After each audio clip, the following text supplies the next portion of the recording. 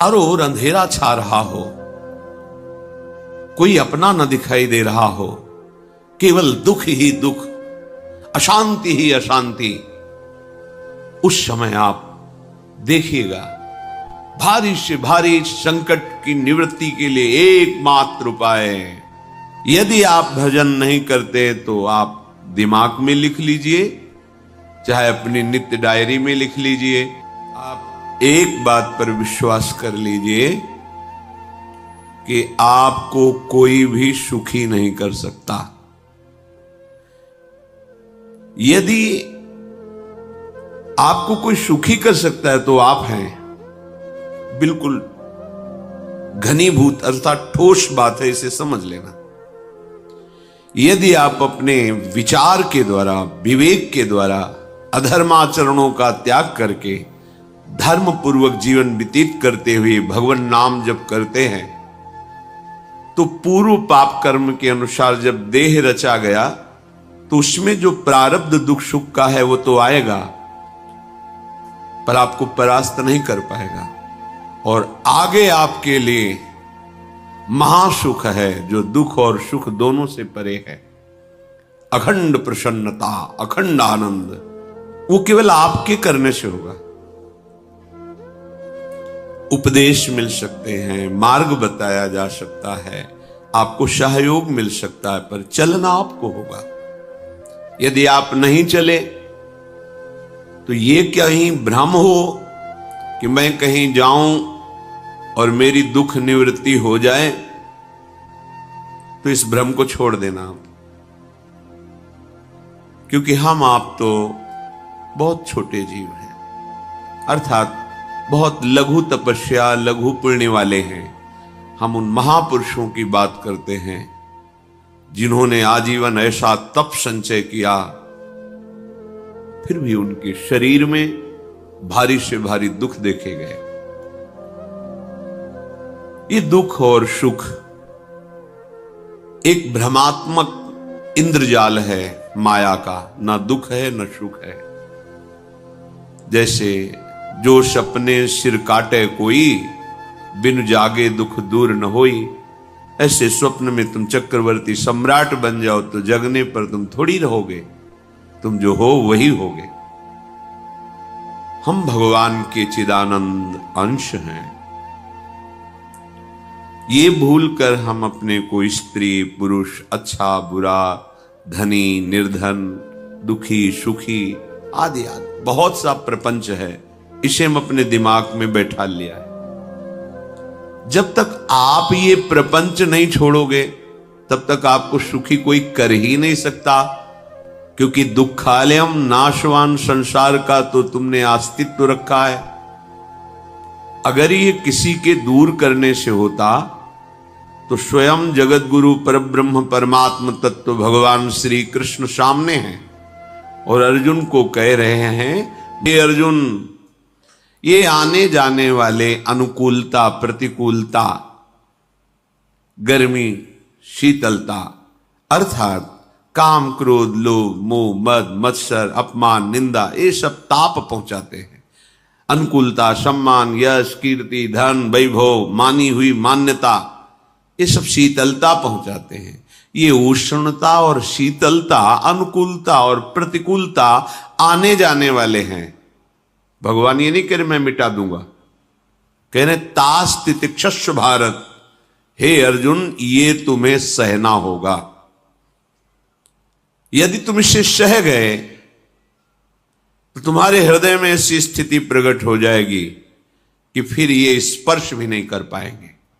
सहने से तुम्हारी भक्ति बढ़ेगी, तुम्हारा चिंतन बढ़ेगा, तुम्हारा स्मरण बढ़ेगा, सत्य वस्तु के लिए, सत्य तत्व के लिए तुम सुखी हो जाओगे। बिल्कुल खुली बात। आडंबर नाटक पाखंड इसकी जरूरत नहीं है। प्राकृतिक भोगों में सुख बुद्धि, देहाभिमान, विद्यारूप महत्व कुल धन यौवन अभिमान, यही तुम्हारे दुख का मूल है और ये कोई दूसरा नहीं हटा सकता। ये तुम्हें अपने विवेक सत्संग से प्राप्त हुए विवेक के द्वारा, शास्त्र स्वाध्याय से प्राप्त हुए विवेक के द्वारा इसे तुम्हें त्यागना है। दुख तुम पकड़े हो तो छुड़ा कौन सकता है? छुड़ाना तो आपको ही पड़ेगा। अगर कोई वादा करता है कि मैं आपको दुख रहित कर दूंगा, मुझे आज तक समझ में नहीं आया। दुख रहित होने का जो उपाय है वो गुरुजन, महापुरुष, संत जन बताते हैं कि जब चारों ओर अंधेरा छा रहा हो, कोई अपना न दिखाई दे रहा हो, केवल दुख ही दुख, अशांति ही अशांति, उस समय आप देखिएगा कोई एक है जो आपको बहुत प्यार कर रहा है। वो हमारे प्रभु हैं। आप जिनकी तरफ पीठ किए हो और जहां दुख है उधर मुख किए हो, वापस घूमो, सन्मुख होइएगा। सन्मुख होए जीव मोहि जबहि, जन्म कोटि अघनाशों तबहि। करोड़ों जन्मों के पाप नष्ट कर देते हैं भगवान। जहां प्रभु की तरफ हुए तो पता चला बहुत जन्मों से बिछुड़ा था, वो मेरे स्वामी मिल गए। भारी से भारी संकट की निवृत्ति के लिए एकमात्र उपाय भगवान श्री हरि का आश्रय, उनके नाम का जप। सत्य मान लीजिए, आडंबर से कुछ नहीं होना। चाहे जितने जंतुर बांध लो, चाहे जितना जो कुछ जादू टोना जो मनावे सो कर लो, बारी मथे घृत होए बरु शिकताते बरु तेल, बिनु हरि भजन न भवतरी यह सिद्धांत अपेल। विनिश्चितम बदामि तेन अन्यथा वचांस में हरि भजन्ति नरा। अटल बात है, यदि भजन नहीं करोगे तो तुम्हें कोई सुखी नहीं कर सकता। तात्कालिक आपको ऐसा लग सकता है मेरा काम बन गया, नहीं, वो तत्कालिक है। हमारा काम बनना तो तब होगा जब हमारा आवागमन मिट जाए, सदा सदा के लिए मुझे ऐसी वस्तु प्राप्त हो जाए कि जहां चाह ही खत्म हो गई, जहां दुख ही खत्म हो गया। वो हमारा स्वरूप है, वो हमारे आराध्य देव हैं। प्रार्थना मान लीजिए, भटकाव से बचिए। ये कलिकाल मलायतन मन कर देख विचार, श्री रघुनाथ नाम बिन नाहिन आन आधार। महापुरुषों ने स्पष्ट कहा है। ये मलायतन मल का आगार है। मल माने कामना, नाना प्रकार की वासना, भ्रष्ट आचरण, छल कपट, दंभ पाखंड, बोलबाला, इसका एकमात्र श्री भगवान का नाम आधार है। जो चाहत है नित्य सुख अरु मन को विश्राम, तो हित ध्रुव हित सो भजत रो पल पल श्यामा श्याम श्यामा श्याम श्यामा श्याम। यदि सच्चिदानंद शाश्वत सुख चाहते हो, जहां से कभी हटना ना पड़े, केवल सुख ही सुख है, आनंद ही आनंद है, और मन का विश्राम चाहते हो कि भाग दौड़ मन की मिट जाए, तो बस प्रेम से बोलते रहो श्यामा श्याम श्यामा श्याम, राधे श्याम, राधा राधा राधा वल्लभ। ये बड़ी शोध करके महापुरुषों ने बात कही है। यदि आप भजन नहीं करते तो आप दिमाग में लिख लीजिए, चाहे अपनी नित्य डायरी में लिख लीजिए, जो आप दिनचर्या लिखते हैं। आपको कहीं भी कभी भी कोई भी सुखी नहीं कर सकता। गांठ बांध लीजिए, भटकने की जरूरत नहीं है। और यदि नाम जप करने लगे, धर्माचरण करने लगे, तो तुम आशीर्वाद देने वाले बन जाओगे। सातरति सातरति सा लोकांतारयति। ध्यान दीजिए, वो तर जाता है, वह तर जाता है, वो लोकों को तार देता है। जब पृथ्वी में भयंकर पापाचरण की वृद्धि हुई, असुरों के द्वारा प्रेरित होकर के जहां भी धर्माचरण, नाम कीर्तन, यज्ञ, हवन, होम, ऋषि मुनि विध्वंस कर दो, क्या हुआ? कोई दूसरा दिखाई दिया क्या? नहीं। किसी की सामर्थ्य नहीं थी। सब मिलकर के ब्रह्मा जी के पास गए, जो ईश्वर कोटि के महापुरुष, सबने ब्रह्मा जी से प्रार्थना की। ब्रह्मा जी ने कहा, हम भी जिनके सेवक हैं वही प्रभु अब हमारे दुख का निवारण कर सकते हैं। सोचो, आप किसी और से दुख निवृत्त कराना चाहते हैं? जिसने सृष्टि बनाई है, भगवान ब्रह्मा जी भी कह रहे हैं मैं जिनके सेवक हूं, वही प्रभु हमारे और आप सबके दुखों का निवारण करते हैं। तो आपको समझ में नहीं आ रहा कि एकमात्र भगवान श्री हरि ही हमारे दुख का निवारण कर सकते हैं। हमें कहीं भागने दौड़ने की जरूरत नहीं है। साधु समागम इसलिए किया जाता है कि हृदय पवित्र हो जाए, पवित्र हृदय की पहचान बुद्धि में विवेक का प्रादुर्भाव हो जाए, और विवेक से मोह का नाश करके हम निरंतर प्रभु के प्रेम में डूबे, भजन में डूबे। सबने एक साथ मिलकर के विचार किया कि महासुख सिंधु प्रभु से विनय करनी तो कहां जाया जाए? वैकुंठ चले, किसी ने कहा क्षीर सागर चले। अपनी अपनी भावना व्यक्त कर रहे थे। तेहि समाज गिरजा में रहू, अवसर पाई वचन एक कहू, हरि व्यापक सर्वत्र समाना, प्रेम ते प्रगट होई मैं जाना। हे गिरिजा, परम वैष्णवाचार्य भगवान महादेव जी कहते हैं, उस देव समुदाय में हम भी थे। हमने कहा कि हमारे तो हृदय में बात ऐसी आती है कि कहीं भागने की जरूरत नहीं है। हरि व्यापक सर्वत्र समाना, जैसे वो वैकुंठ में विराजमान है, क्षीर समुद्र में विराजमान है, ऐसे कण कण में विराजमान है। बस तुम प्रेम से पुकारो, जहां पुकारोगे वहीं प्रभु प्रकट हो जाएंगे। नाम बाणी जहां श्याम श्यामा तहां, नाम बाणी निकट श्याम श्यामा प्रगट। सिद्ध सिद्धांत है, भटकने की जरूरत नहीं। जहां हो वहीं से प्रिया प्रीतम का नाम पुकारो, नाम कीर्तन करो, उनकी लीलाओं का गायन करो, सबको सुख देने की भावना करो। देखो तुम्हारी दृष्टि बदलती चली जाएगी, भगवत साक्षात्कार करने की योग्यता आने लगेगी। ऐसा ही हुआ। सबने मिलकर के श्री भगवान को विनय पूर्वक आर्त भाव से पुकारा। आकाशवाणी हुई, निर्भय हो जाओ, निश्चिंत हो जाओ, मैं स्वयं अपने अंशों के सहित अवतार लेकर इस भूमि का भार हरण करूंगा। तुम सब बड़े बड़े जो देवता हो, जाओ हमारी लीला में सुख लेने के लिए सब ऋक्ष वानर आदि का रूप धारण करो। ब्रह्मा जी, महादेव जी, बड़े बड़े ईश्वर कोटि के लोकपाल बहुत प्रसन्न हुए, क्योंकि भगवद वाणी सत्य है, त्रिकाल सत्य है। सबको विश्वास हो गया कि अब मारा तो जाएगा ये महासुर, जिसको लगता था कोई ना मंत्र के द्वारा मार सकता है, ना अस्त्र के द्वारा मार सकता है। स्वयं श्री भगवान पधार रहे हैं। भगवान ने जो निरंतर भजन प्राण रहते हैं, कश्यप जी, अदिति जी, वो भगवान के वात्सल्य में भरे थे। प्रभु जब प्रकट हुए तो उनसे कहा, मुझे आप जैसा पुत्र चाहिए।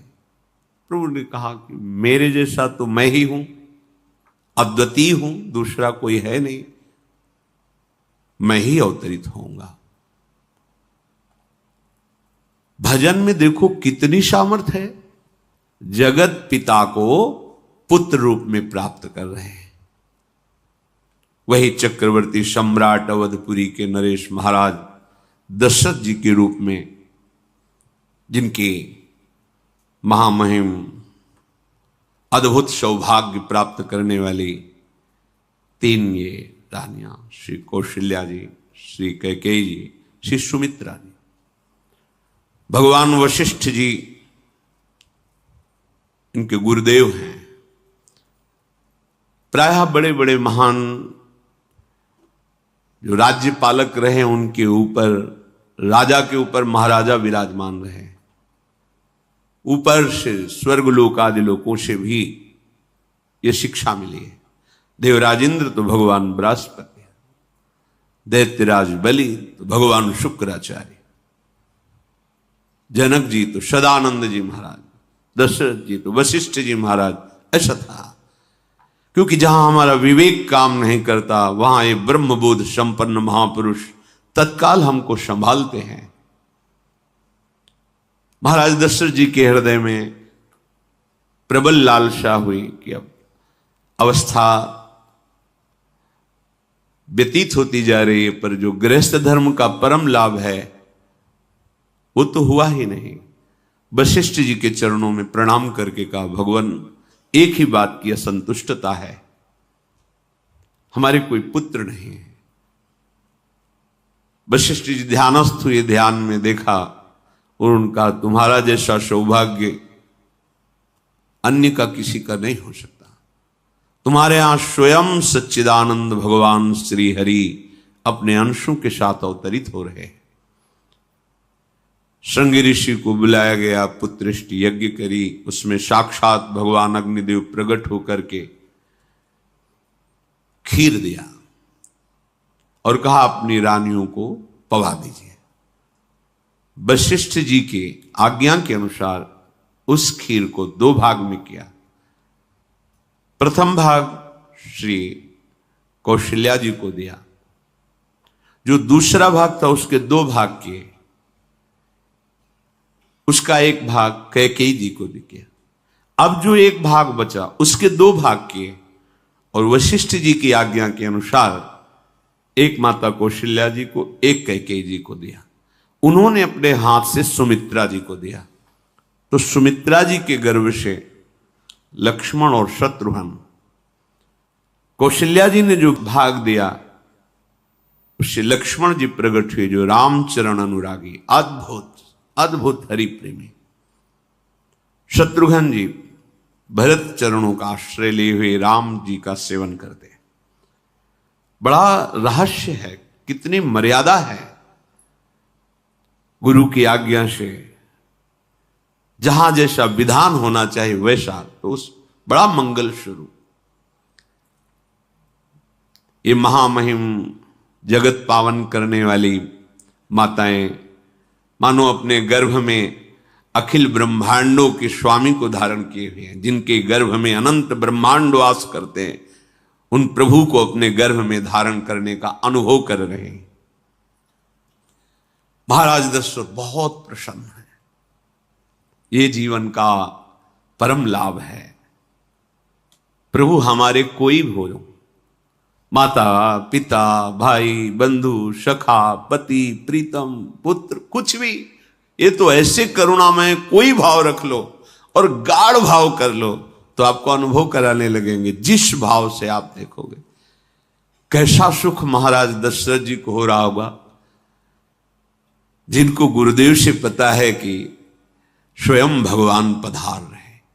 प्रतिपल इनके दर्शन करके कौशल्या जी, कैकेयी जी, सुमित्रा जी के प्रेम पुलकित रहते हैं। दशरथ जी, अहो भाग्य, साक्षात भगवान पधार रहे।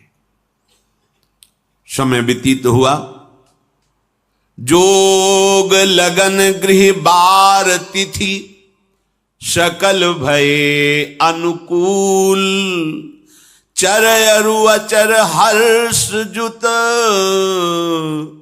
राम जन्म सुख मूल। ठीक योग लगन ग्रह वार तिथि सब अनुकूल हो गई। कब? जिसके हृदय में प्रभु का प्रकाश हो जाता है। जो प्रभु के भजन में रहता है तो योग लगन ग्रह वार तिथि नक्षत्र सब अनुकूल हो जाते हैं।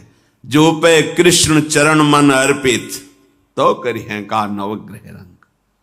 सब ग्रह नक्षत्र वार तिथि, ये जितने भी विघ्न कारक या शुभ कारक है, ये सब शासन में रहते हैं जिसके हृदय में भगवान नाम चल। जिते विनायक शुभ अशुभ, ये विघ्न करे नहीं कोई।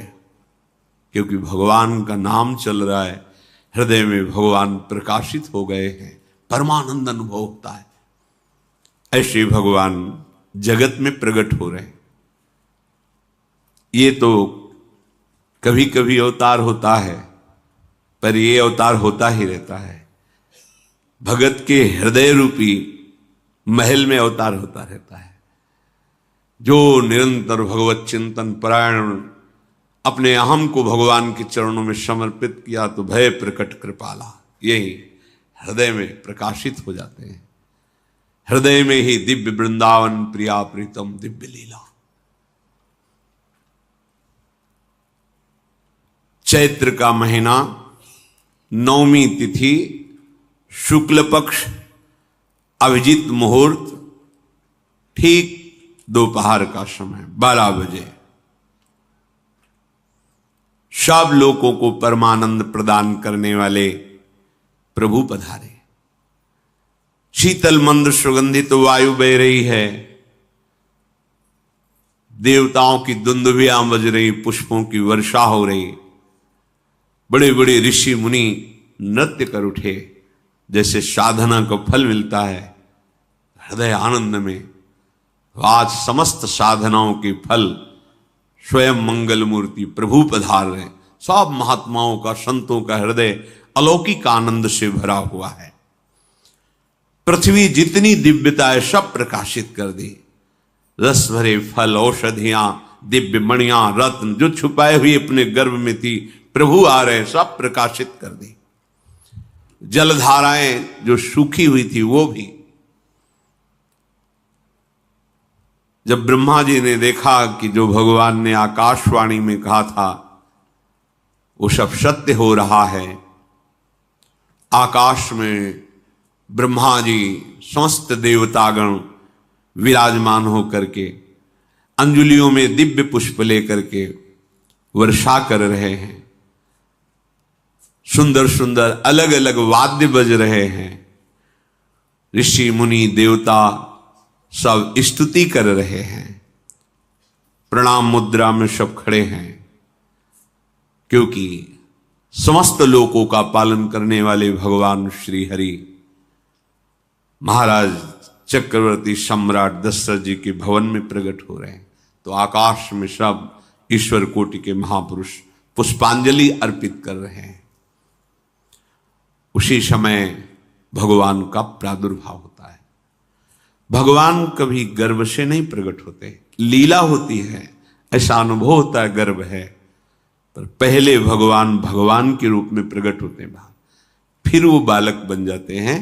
कभी ऐसा कहीं नहीं मिला, अनुभव होता है ऐसा, समय से गर्भ रहा, समय से गर्भ बढ़ा, ऐसा अनुभव होता है, पर भगवान प्रकट होते हैं। इसीलिए अगर हमारा भजन साधन बन रहा है, हमें भगवत चर्चा कथन श्रवण का सौभाग्य, धाम नाम रूप लीला, ये मेरे प्रभु की हेतु की कृपा है।